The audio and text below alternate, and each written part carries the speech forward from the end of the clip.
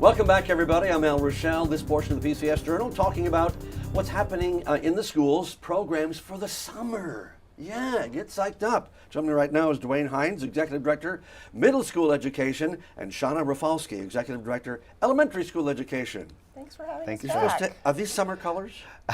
Yes, Or, they are. yeah, salmon Black is the and color, white. you know, well, black and white, whatever.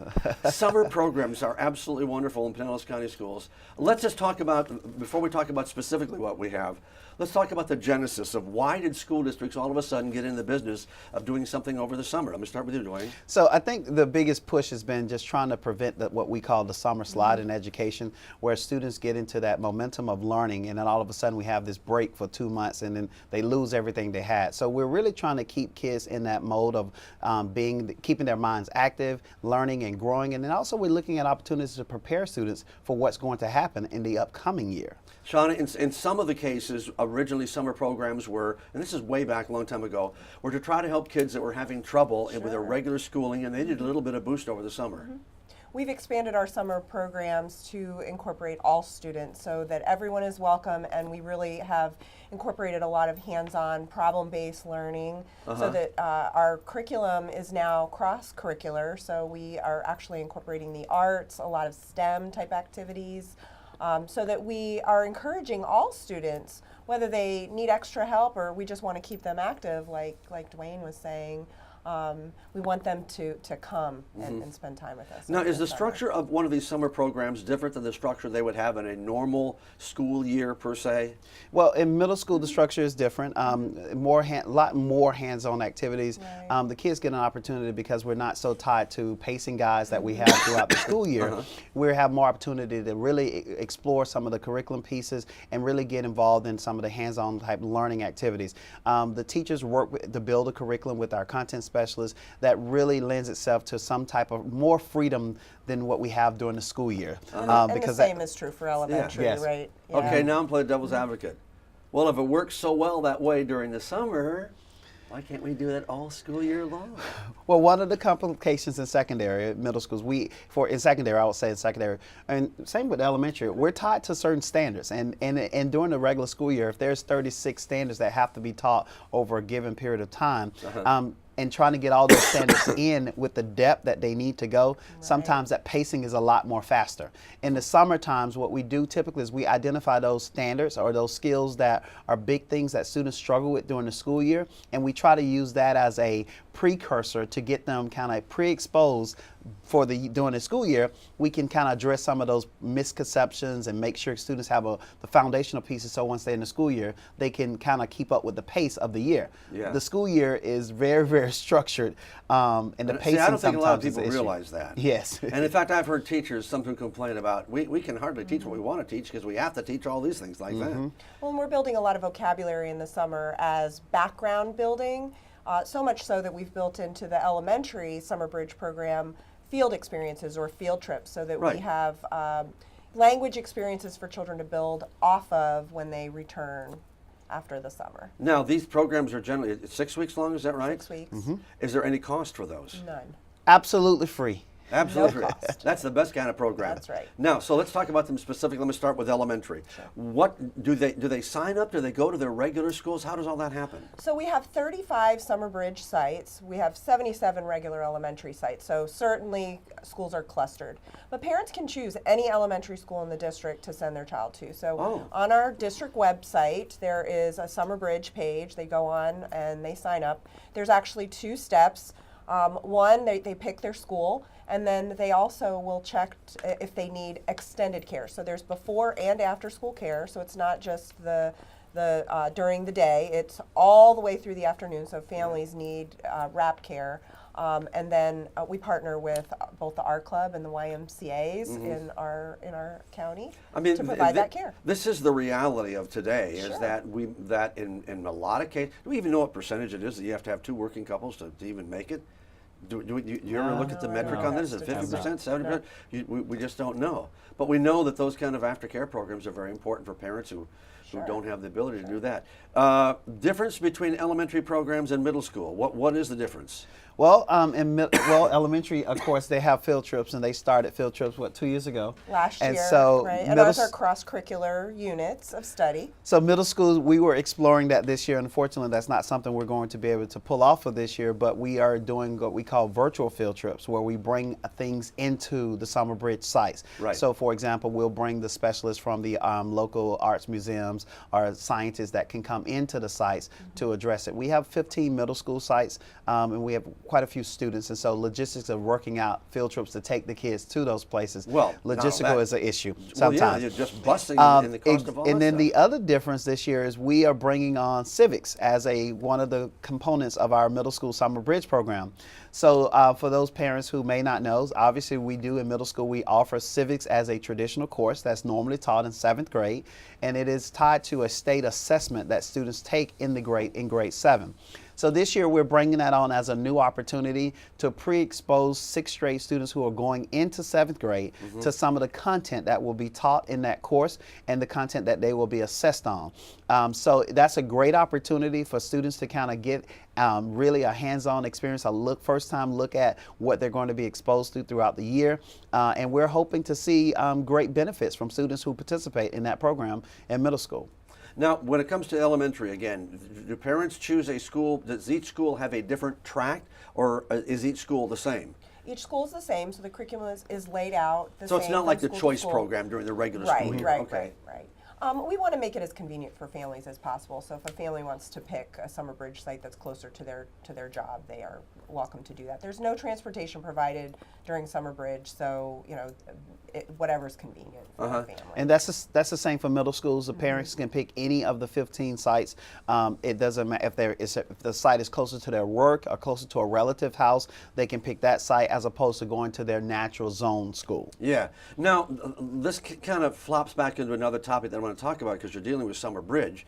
I've been around long enough that we were at a school that tried to go, year-round school. And they found, ironically, that the test scores really weren't that different for year-round school versus schools that were shorter. So in terms of measuring the success of a program, I mean, obviously you measure because a lot of people want it, but do you have numbers, statistics that show that kids that go through summer programs do better during the school year? I mean, intuitively, we would think that would be the case. Well, I would say our assessment department has been pulling some of the data. We've been doing this in Pinellas County for a number of years, and we're starting to, well, not starting, we are continuing that process of evaluating to what extent are we seeing students actually grow and really benefit from the summer program. I would tell you for incoming 6th graders, the 5th graders that are coming up in 6th grade, I will tell you their level of comfort going into our middle schools is increased by going and participating in our Summer Bridge programs. They have an opportunity to interact on the middle school campuses, get a chance to meet some of the teachers, get a chance to interact with the administrators. And so we find those students, when they're transitioning to middle school, they're a lot more comfortable. They're a lot more, the fears of going to middle school is kind of leveled off. Yeah. So, and with some of the data pieces, I will say, although I can't give you specific numbers, we are seeing some students really benefit in terms of improving their reading skills, improving basic math skills. We're starting to see that, which is going back to that civics conversation. Based on that, this is the first year for civics. So obviously we want to see that as a district, are we seeing our end result, the final ELC test scores going up as a result of students getting opportunities to get more involved in the curriculum pieces before they're assessed? So we will continue to be monitoring that and looking at that with our assessment department, and hopefully we'll have some real close numbers at the end of this summer. Would you agree? So Summer Bridge is really, really essential for some of our 3rd grade students. So there is legislation that students who scored a level 1 on the FSA are in that, unknown area as to whether they're going to be promoted to 4th grade or not. And Summer Bridge provides our 3rd graders that scored a level 1 additional opportunities to assess and to create, we have portfolios, so to Yeah. complete their portfolios so that they can prove that they're ready for 4th grade. And so those numbers have been really promising over the past several years in making sure that we maximize students' potential Yeah. to move on to the Which next side of grade this has level. grown the most, middle or elementary? Well, we're Well, I mean, you're friends. Come on, this elementary. is not a scorecard. We had over 10,000 students last year, which is about a quarter of our general population. In elementary alone? Elementary alone, yes. And so, you know, elementary has the lion's share of students anyway because we've got 6th grade level. So we're going to win no matter Yeah, what. they're going to win. Well, this Too many of them. which is more stressful? Yes. Middle schoolers or elementary? I go, oh boy, oh man. Stressful. Yeah, Very that's much crazy. So, you know, and one of the things, you mentioned it very, very briefly, the emotional side of things. I mean, especially I'm trying to think which is a greater transition, going from middle school to high school or from elementary to middle. And I think maybe you're right that Transitions transition are from equally- elementary. Yeah, I would say they're equally, and I would say as a district, we have really worked with all levels, between all levels, trying to make sure we bridge the gap with the transitions. Although Rita is not here, our executive director for high schools, I will tell parents and to inform you that we do have a transition freshman program that's offered in our high schools this summer. For any 8th grade student who are going to high schools, you can enroll the same process that you would do for middle school or elementary for Summer Bridge. Yeah. And we have a specific program designed for freshman transition. In that program, students will be participating obviously in some of the reading and math, Algebra 1 type coursework, but they also have an opportunity to explore the arts with music, band, and also they'll be exploring our career and technical programs. So our executive director for high school education has partnered with a number of other content specialists and district leaders to build a program. And so we are appealing to all parents of 8th grade students who are preparing to go to high school to please join us at one of our local high schools for a summer freshman prep program. Right. And there again, the goal is to get our students transition from 8th grade to 9th grade and make that transition as smooth as possible and ensure that students have the foundation skills needed to be successful upon entry of day one. And the same is true at the elementary level yeah. with our VPK program. So we have 15 sites that will have VPK programs also to help transition our youngest learners into kindergarten. And a reading bus. I forgot to mention that. We actually have 2 buses Two now, this okay. summer. Yeah, so we have a bus that will be dedicated to the secondary schools, and we have a bus that will be dedicated to the elementary schools. So all of our elementary Summer Bridge sites will get a visit from the book bus. Great. We spent before spring break packing boxes for, you know, at the end of every day, the book bus goes back into the warehouse, and we reload it with books so that that's neat, children yeah. will be able to choose several titles that they get to keep. It's not like a library; they don't have to return them. They get to keep the books. They get to keep They the get books. to keep the books. Oh, that's yeah. neat. And then the JWB also commissions the bus before and after Summer Bridge, so Yeah, it will that's be great, canvassing great. our And lastly, community. because we've only got a couple of seconds, people want to get more information about this. How do they find out more? So on our district website, Pinellas County Schools, if you go to Pinellas County Schools and look for Summer Bridge, a link to Summer Bridge, you can find all the information. You can also Or contact. if at your school, Contact talk to any- You can any contact school. any school Wonderful. and get information. If parents are having issues with registration, they can walk into any school, speak to the principal and or the assistant principal or the DMT, the data management Right. person, and they will be glad to help facilitate that And the registration teaching process. lasts about a half a day. Is that about right? 8:30 to 12:30. 8:30 to 12:30, and then before and after care is available as well, Correct. right? All right. Yes. All right. Everything we want to know about Summer Bridge. Good to see you all. Always a pleasure. Thank you so much for stopping by. Thank you.